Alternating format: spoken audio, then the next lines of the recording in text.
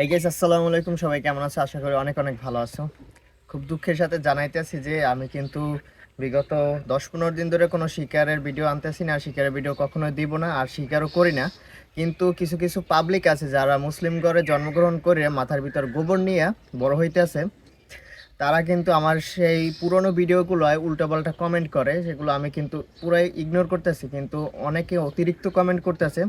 যার ফলে আমি সেই লোকদেরকে বলতেছি, নিজেদের মানে ধর্মজ্ঞান তো এতটুকু পরিমাণও নাই, আর তাই অন্যদের মানে যে কাজ করে সেই কাজে বাধা দেওয়া তাদেরই কাজ। মানে এখন হয়েছে সিস্টেম, বাংলাদেশে যে 95% মুসলিম কান্ট্রি হিসাবেও কিন্তু ইহুদি কালচারের যে আইন ব্যবস্থা আছে সেটা চলতে আসছে, আর এর প্রমাণ পাইলাম আমি সেই সকল অডিয়েন্স থেকে।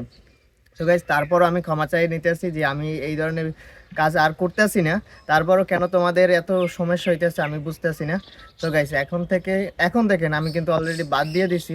তারপরও আমি আর আশা করি যে তোমরা এই ধরনের আর বাজে কমেন্ট করবা না।